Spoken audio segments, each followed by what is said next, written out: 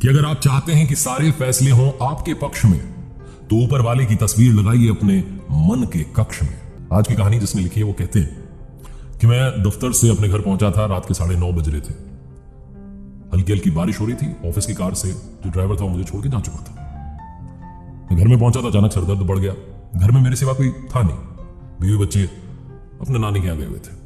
तो मैं दवाई ढूंढने लगा सरदर्द की, लेकिन मुझे मिली नहीं। मैंने सोचा पास में दुकान है, जाकर ले आता हूँ। बाहर निकला तो बारिश थोड़ी बढ़ चुकी थी, गाड़ी थी नहीं, ड्राइवर था नहीं। तो मैंने रिक्शा वाले को आवाज दी।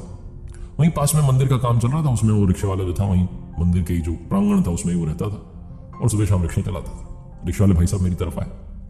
मैंने उनसे कहा कि दवाई की दुकान तक चलना है। उन्होंने कहा ठीक है। 50 रुपये मुझे बताया, हम चल दिए। लेकिन वो रिक्शा वाले को मुझे देख करके लग रहा था कि बंदा बड़ा परेशान है, उसकी हालत ठीक नहीं है। तो मैंने पूछा भाई साहब क्या बात हो गई। उन्होंने बताया कि 2-3 दिन से शरीर में दर्द है, हल्का हल्का बुखार है, लेकिन क्या करें, कोई सवारी नहीं मिल रही है, पैसे मिल नहीं पा रहे हैं, दवाई खरीद नहीं पा रहा हूँ। भगवान से पूजा पाठ में बस कहता रहता हूँ कि आप ही देखो। इसी उधेड़ बुन में हम पहुंच गए दुकान तक। मैं उतरा और दवाई की दुकान की तरफ गया तो फटाफट से अपने लिए दवाई ली और उन रिक्शा वाले भाई साहब के लिए भी दवाई ले ली। सर दर्द तो मुझे हो रहा था, उनको बुखार था। दोनों की दवाइयां मैंने लेकर के अलग अलग पैकेट बनवा लिया। और मैं सोचने लगा कि ये जो भाई साहब है, क्या इनकी मदद के लिए मुझे भगवान ने भेजा। ये सब सोचते सोचते मुझे ख्याल आया कि मुझे भी तो खाना खाना है, खाना तो पैक करवाना पड़ेगा। अब हिम्मत नहीं है खाना बनाने की। तो पास ही में एक रेस्टोरेंट था। मैंने रिक्शा वाले भाई साहब को इशारा किया कि रुके रहना, मैं आता हूँ। रेस्टोरेंट में गया।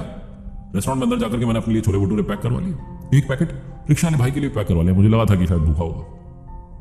दोनों पैकेट पैक करवा के दवाई खाना सब लेकर मैं पहुंचा। रिक्शा में बैठा, बातचीत करते हुए थोड़ी और रिक्शा वाले भाई साहब के बारे में जानकारी जुटाते हुए पहुंच गए वापस घर तक। घर के वहां जब उतरा तो रिक्शा वाले भाई को मैंने 100 रुपए का नोट दिया।